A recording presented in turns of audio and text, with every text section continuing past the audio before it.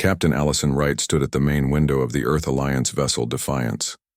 The stars looked different here near Proxima Centauri, but she found them beautiful all the same. Her ship was the pride of Earth's small but growing fleet, built to explore beyond the solar system where humans had already placed colonies on Mars, Europa, and Titan. "Captain, we're picking up something strange," said Lieutenant Paul Davis from his station. His voice was tense. "Multiple large objects slowing down at the edge of our solar system." Allison turned from the window. "How large?" "Massive, ma'am.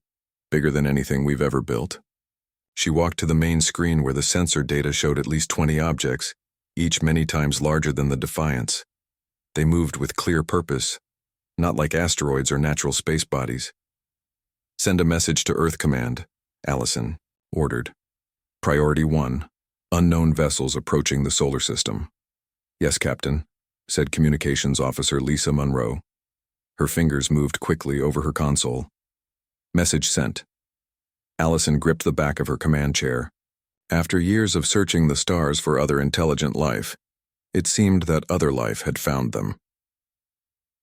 In the United Earth Government headquarters in Geneva, President Elijah Warren gathered with his advisors. The emergency meeting had been called the moment the Defiance's message reached Earth. "The vessels have entered the solar system and are on a direct course to Earth," said General Alan Foster, pointing to the holographic display in the center of the room.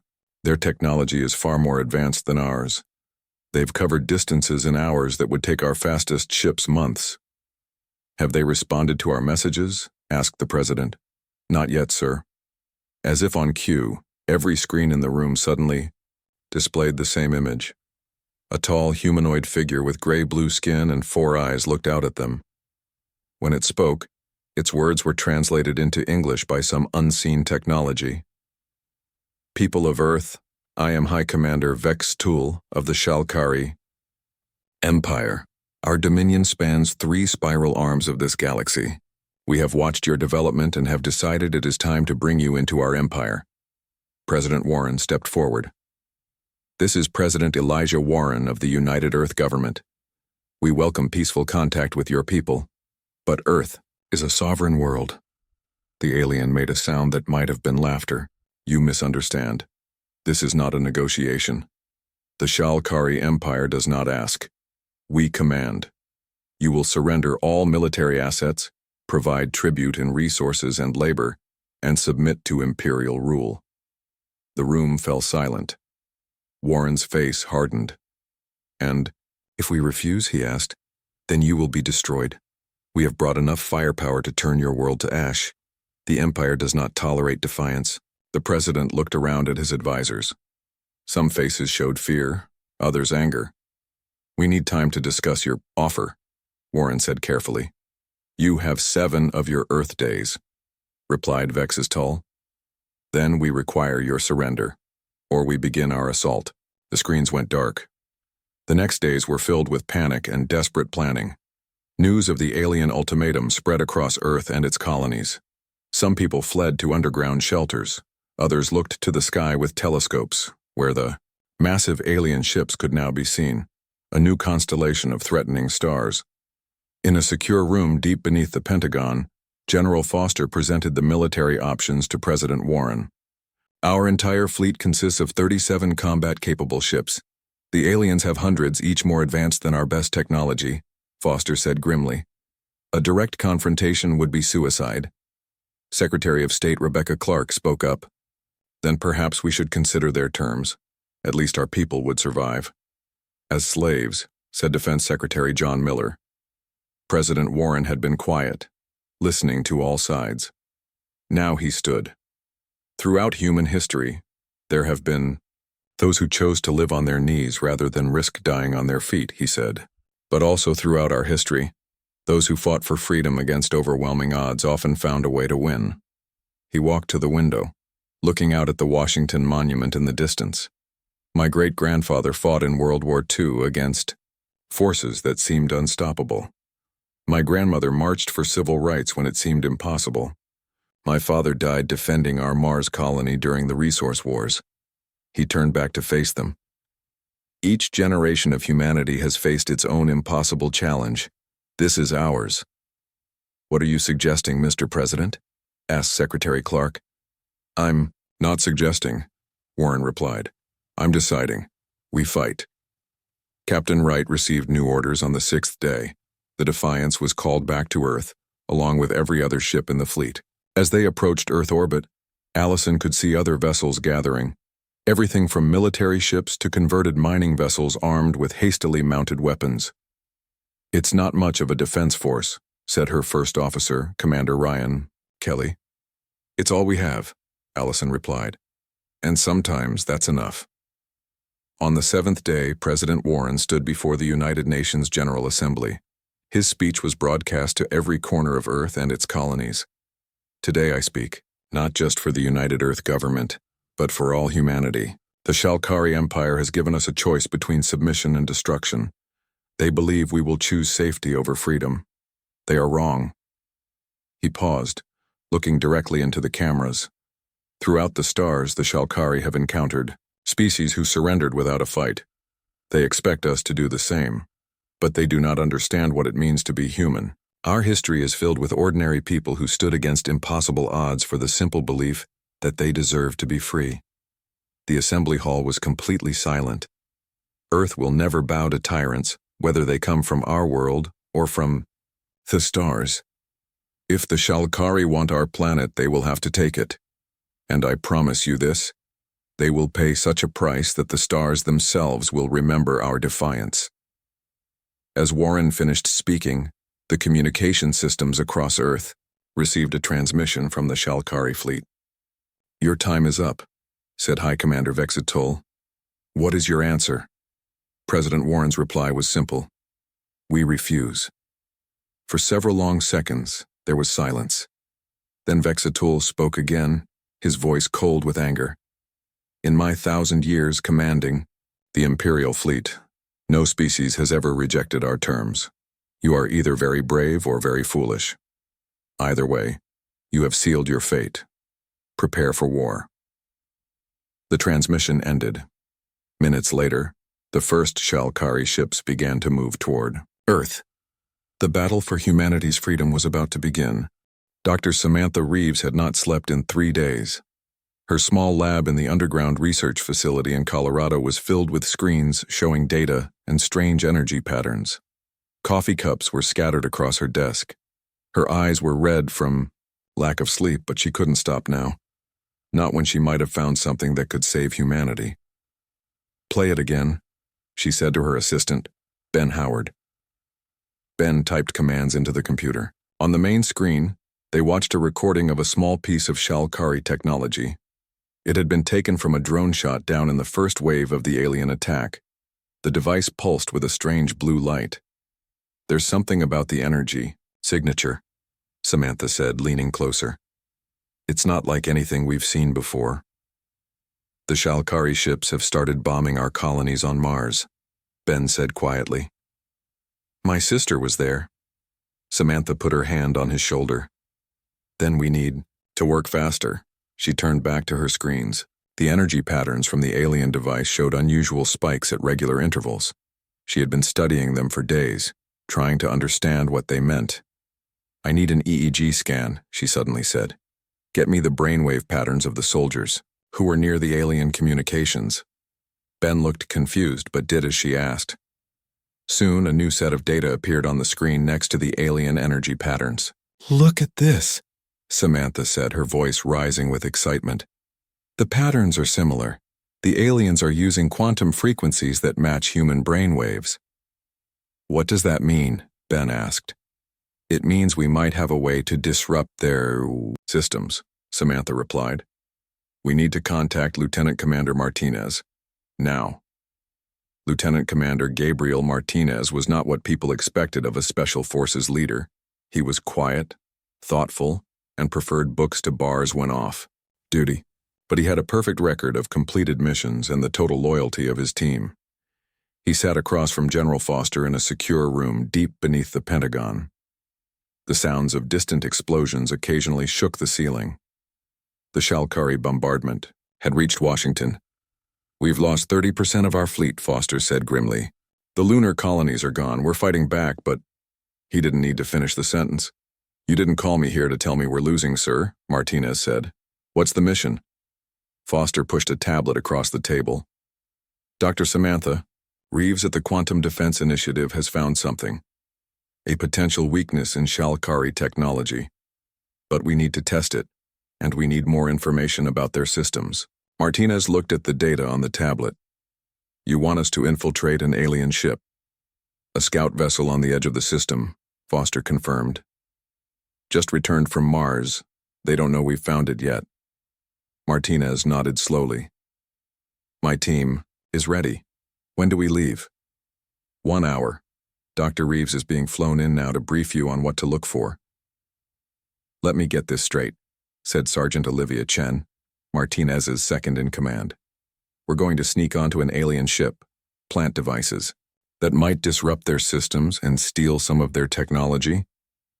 The 6 members of Martinez's team were in a small ship headed toward the last known position of the Shalkari scout vessel. Dr. Reeves had explained her theory during the flight. That's about it, Martinez replied. The disruption devices should work according to Dr. Reeves's calculations. They emit quantum frequencies that interfere with the aliens' neural networks. If it works, said Private Jack Nelson, the team's youngest member, does that mean we can defeat them? Dr. Reeves spoke up from her seat at the back of the ship. It means we have a chance. Their technology is advanced, but they seem to rely heavily on neural quantum interfaces. If we can disrupt those, we might level the playing field. The pilot's voice came over the speakers. Target vessel in sight. They're not moving, probably running system checks after their Mars mission. Good, said Martinez. That gives us our window. Remember the plan. We get in, plant the disruptors, download what we can from their systems, and get out. No heroics. What if we meet some of them? Asked Specialist Derek Franklin, checking his weapon. Try not to, Martinez replied. But if we have to, take them down quietly. We need as much time as possible before they know we're there. The team put on their helmets. Martinez looked at each of them. They had been through dozens of missions together on Earth, but nothing like this. Ready? He asked. They nodded. The Shalkari scout vessel was smaller than the massive warships seen over Earth, but still larger than any human spacecraft. Martinez and his team approached it in a small pod, using the ship's own energy emissions to mask their approach. Their hull design is strange, Dr. Reeves noted through their comms. She had stayed behind on the human ship. Those panels might be sensors. Avoid touching them. They found an entry port on the underside of the vessel. Specialist Franklin used a device Dr. Reeves had designed to bypass the alien security systems. The door slid open. We're in, Martinez reported. Moving to Phase 2. Inside, the ship was lit with the same blue light they had seen in the drone technology. The corridors were wider than human ships designed for the taller Shalkari. Plant the disruptors at these key points, Dr. Reeves instructed, sending a map to their helmet displays. And try to find a central data terminal. The team split into pairs. Martinez and Chen headed for what appeared to be the command center. This is too easy, Chen whispered as they moved through empty corridors. Where are they? They found out moments later when they turned a corner and faced 2 Shalkari soldiers. The aliens were tall, with 4 arms and scaled skin. They made strange clicking sounds when they saw the humans.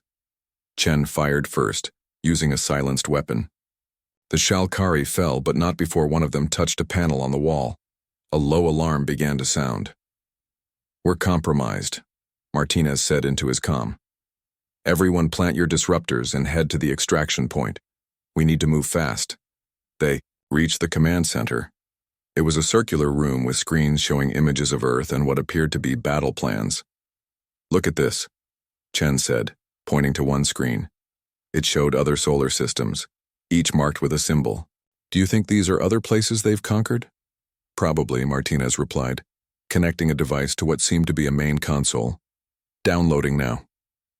The data transfer was at 70% when 3 more Shalkari rushed into the room. Chen fired, hitting one. Martinez took down another. But the third fired some kind of energy weapon. Chen pushed Martinez aside. The energy blast hit her in the chest. She fell without a sound. Martinez killed the last alien and rushed to Chen. Her eyes were open but empty.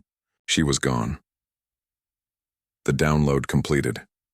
Martinez grabbed the device and Chen's body and ran.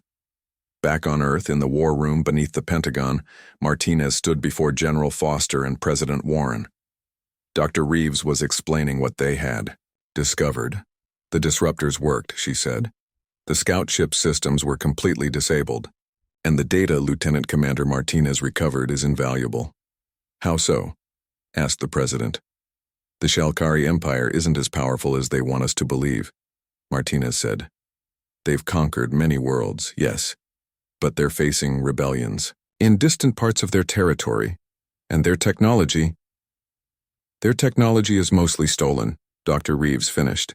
They take innovations from species they conquer and adapt them, but they don't truly understand all of it. That's their weakness. President Warren looked at the data displays. Can we use this against them? Dr. Reeves nodded. With the right plan, yes. We can fight back now. For the first time since the invasion began, there was hope in the room, but Martinez thought of Chen and all the others who had already died. The cost was already high, and the real battle had not yet begun. The command center beneath the Rocky Mountains was filled with the best minds Earth had to offer. Military officers, scientists, and government leaders worked around the clock. 5 days remained before the Shalkari ultimatum expired. 5 days to find a way to fight back. Admiral William Hayes stood before a holographic map of the solar system. Red dots showed Shalkari positions. Blue dots showed Earth's remaining forces. There were a lot more red than blue. We have 32 combat vessels left, he said to the gathered leaders. The aliens have hundreds. President Warren looked at Dr. Reeves. You said you found their weakness. How do we use it? Samantha stepped forward. The quantum disruptors we tested on the scout ship worked better than expected. When activated, they temporarily disabled all Shalkari systems within range. She touched a control, and the hologram changed to show a strange device. We've made smaller, more powerful versions, she continued. Small ships could get close to the main Shalkari vessels and deploy them, but we would need a distraction. Admiral Hayes nodded slowly. A direct attack. Make them focus on our main fleet while stealth vessels slip in with the disruptors. It would mean heavy losses, said General Foster. Our fleet would be sacrificed. Do we have a choice? Asked Secretary Miller. No one answered. They all knew they didn't. Admiral Hayes straightened his shoulders. I'll lead the main attack myself. We'll call it Operation Firebrand. Commander. Kate Sullivan had been a test pilot before the invasion. Now she commanded the stealth vessel Shadowhawk, the fastest ship Earth had ever built. Her mission was to deliver the primary quantum disruptors to the heart of the Shalkari fleet. Her crew of 5 was the best. Pilot Alex Johnson, weapons specialist Maria Rodriguez, engineers Frank Wong and Diana Bell, and Lieutenant Commander Martinez, who had volunteered for the mission after returning from the scout ship. Sullivan studied the mission plan again as they prepared to launch from the hidden base in Antarctica. The main fleet will engage the Shalkari here, she said, pointing to a map. While they're fighting, we'll approach from behind Jupiter's moon, using its magnetic field to hide our approach. We'll plant disruptors on these 3 vessels, which Dr. Reeves identified as their command ships. And if they spot us, asked Rodriguez. Then we fight, Sullivan replied. But the Shadowhawk was built to be invisible to their sensors, thanks to what we learned from their scout ship. Martinez checked his equipment one last time. The disruptors have a 30-second delay after planting. We need to be clear before they activate. Sullivan nodded. Everyone ready? They all confirmed. The mission clock showed 12 hours until Admiral Hayes would lead the main fleet into battle. Then let's go save Earth, Sullivan said. Admiral Hayes stood on the bridge of the Valor, Earth's largest battleship. Around him, the crew worked at their stations, faces tense but determined. All ships report ready, Admiral, said his second-in-command, Captain Ellis. But the Shalkari fleet is 5 times our size. I know, Hayes replied, but we're not trying to win this battle.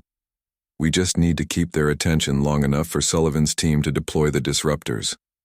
He looked at the tactical display. Their ships were arranged in a standard defense formation around Earth. The Shalkari fleet was moving into attack position.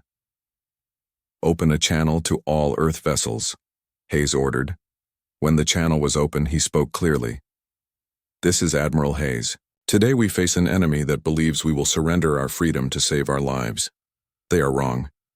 Each of you volunteered for this mission knowing the odds. Whatever happens in the next few hours, know that Earth will remember your courage. Hayes out. He turned to Captain Ellis. Begin the attack. Earth's fleet moved forward, weapons firing at the much larger alien force. The Shadowhawk emerged from behind Jupiter's moon Callisto. From there, Sullivan could see the battle near Earth. Flashes of light showed where ships were being destroyed. Most of them were human ships. Approaching the first target, Johnson reported from the pilot's seat. No sign they've detected us. The first Shalkari command ship was massive, easily 20 times the size of the Shadowhawk. Its strange blue-green hull seemed to shimmer in the darkness of space. Prepare for close approach, Sullivan ordered. Martinez, Wong, get ready with the first disruptor. Martinez and Wong put on spacesuits and moved to the airlock.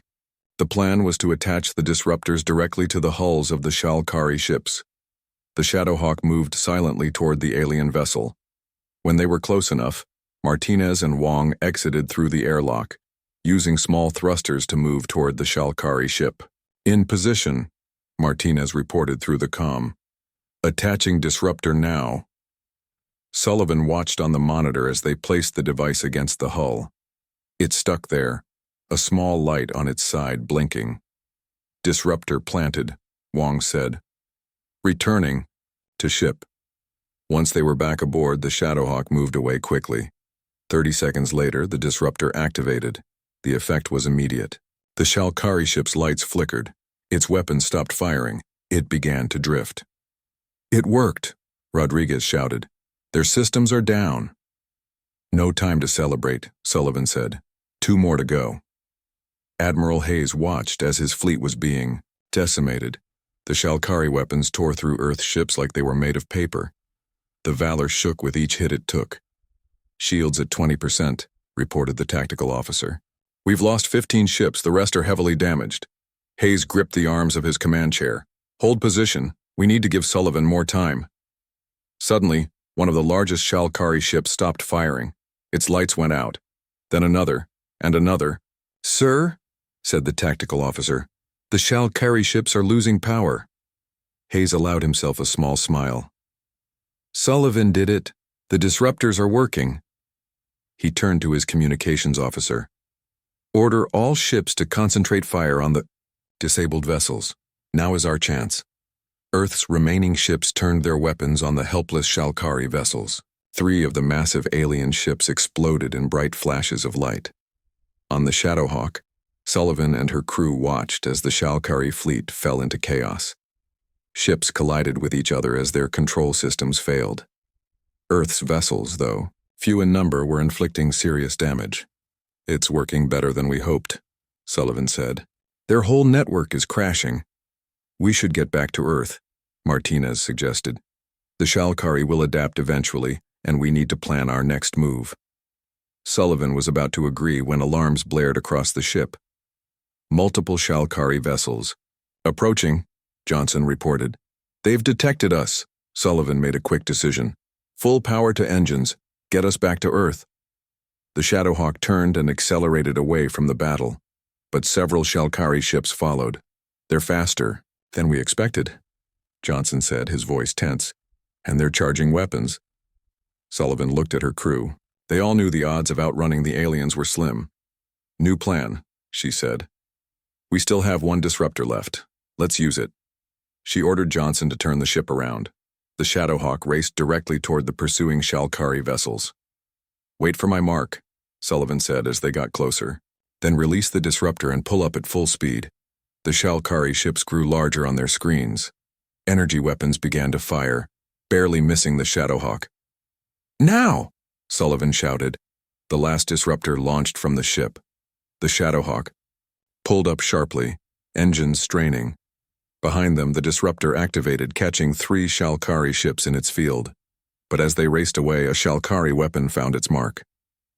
The Shadowhawk shuddered as its rear section was hit.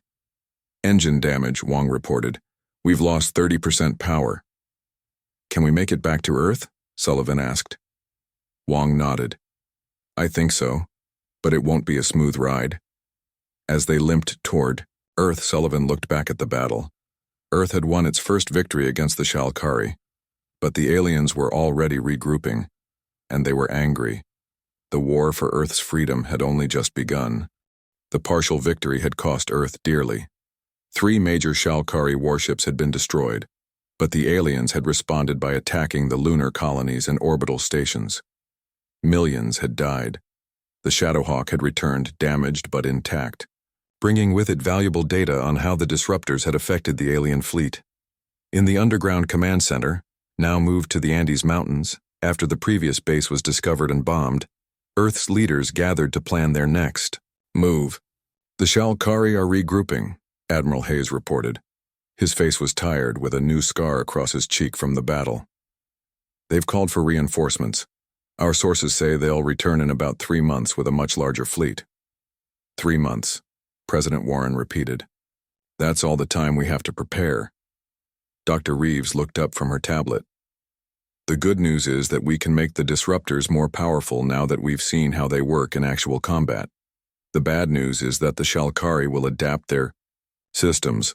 Can we build enough ships to fight them? General Foster asked. Admiral Hayes shook his head. Not in 3 months, not even close. The room fell silent. They had won a battle, but the war still seemed impossible to win. Captain Allison Wright of the Defiant spoke up. She had been quiet until now. What if we're thinking too small? The data from the scout ship showed that the Empire is facing rebellions in other sectors. What if we contacted them? How? Asked Secretary Miller. We can't reach beyond our solar system with our communications. Wright looked at Lieutenant Commander Martinez, who had been examining the data they took from the Shalkari. But we have their codes. We could use their own communication network against them. Martinez nodded slowly. The captured database has access codes to their quantum relay network. If we could get a ship close enough to one of their relay stations, we could send a message throughout Shalkari space. Telling what? Asked President Warren. Telling everyone that the Empire isn't invincible, Wright said. That we found a way to fight back, and were willing to share it. The idea was risky, even crazy, but they had no better options. The Defiance is the fastest ship we have left, Wright continued. With the stealth technology we developed for the Shadowhawk, we might be able to reach a relay station undetected. President, Warren looked at Hayes. Is this possible? The Admiral thought for a moment. Extremely dangerous, but yes, possible. Then prepare the mission, Warren ordered. Captain Wright, the fate of Earth may depend on you. The Defiance had been upgraded with everything Earth could offer. Its hull was coated with materials that absorbed Shalkari sensor scans. Its engines were modified for silent running.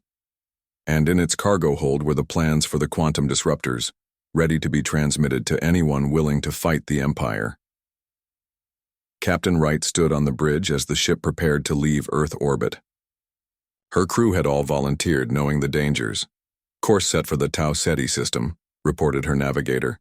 That's where the nearest relay station should be, according to the stolen data. Time to arrival? Wright asked. At maximum speed, 2 weeks. She nodded. Let's hope Earth can hold out until we return. The Defiant slipped away from Earth, accelerating to speeds no human ship had reached before. On the mining colony world of Helios 9, far from Earth, Derek Mason watched as the Shalkari guards beat a worker who had collapsed from exhaustion. Mason was human, one of the few who had chosen to work with the Empire after the initial attack on Earth. As a labor camp overseer, he enjoyed privileges that other humans didn't. But lately, he had begun to question his choice. The Shalkari were cruel masters, treating all subject species as little more than tools. And the news from Earth troubled him. His home planet was fighting back, while he helped enslave other beings. He returned to his quarters, troubled. On his personal communication device, a message waited. It was coded, but he recognized the source, a group of workers who had been planning small acts of resistance. He had ignored their previous messages, not wanting to risk his position. This time he opened it. The uprising begins tomorrow. Earth has found a way to fight the Shalkari. Will you stand with your own kind or remain a tool of our oppressors? Mason sat for a long time, thinking about who he had become and what he had done. Finally, he made his decision and sent a reply. The Defiance moved silently through Shalkari space. They had passed 3 patrol ships without being detected. Now the relay station was in view, a massive structure floating in space surrounded by smaller ships. We need to get closer to establish a direct link to their network, said Communications Officer Monroe. But there's no way to do that without being spotted. Captain Wright studied the tactical display. What if we created a distraction? Like what? Asked Lieutenant Davis. Like this, Wright said, pointing to a nearby asteroid field. We could use our remaining torpedoes to cause a collision between some of those larger asteroids. While they're investigating, we slip closer to the station. The plan worked. The explosions in the asteroid field drew the attention of the patrol ships. The Defiance moved quickly toward the relay station, establishing a connection to its network. Link established, Monroe reported. Ready to transmit. Wright took a deep breath. Send the message. All frequencies, all sectors. The message was simple but powerful. It showed the battle near Earth with Shalkari ships disabled by the quantum disruptors. It included the designs for the disruptors themselves. And it ended with Wright's own words. The Shalkari Empire is not invincible. Earth is fighting back and we can win. Join us. Freedom is possible. Message sent, Monroe said. But I'm detecting Shalkari ships approaching. They've found us. Get us out of here, Wright ordered. Maximum speed back to Earth. As the Defiance raced away, Wright wondered if anyone had heard their message. If anyone would answer their call on Helios 9, Mason watched in horror as Shalkari troops opened fire on protesters in the main square. The uprising had begun, but it was being crushed brutally. He had chosen to help the resistance, but now he feared it was too late. Then his communication device beeped. On it was the message from Earth, showing the Shalkari ships being defeated. And included were the plans for the weapons that had done it. Mason looked at the plans, then at the workers who were being slaughtered. He made his decision. He would not live to see freedom, but he could help bring it to others. He ran toward the main weapons depot. His overseer codes would give him access. If he could get the plans to the resistance leaders and help them secure weapons, they might have a chance. Behind him, he heard guards shouting. They had seen him. He kept running. For Earth. For freedom. For redemption. 3 months passed quickly. Earth worked day and night to prepare for the return of the Shalkari. Every factory produced weapons and ships. Every scientist worked to improve the quantum disruptors. Every able person trained to fight. The Defiance had returned from its dangerous mission 2 weeks after leaving. Captain Wright brought news that their message had been received across Shalkari space. But would anyone answer their call? Admiral Hayes stood on the observation deck of the new space station Sentinel. Earth's remaining ships gathered nearby, a small fleet compared to what they had before. But each vessel now carried quantum disruptors, and their weapons had been upgraded using technology from the captured Shalkari ships.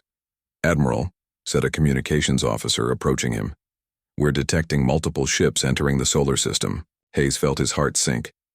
The Shalkari had returned sooner than expected. How many? He asked, his voice steady despite his fear. Over 300, sir. Much larger than before. Hayes nodded. Alert all ships. Begin evacuation of civilian centers. It's time. As he turned to leave, the officer spoke again. Sir, there's something else.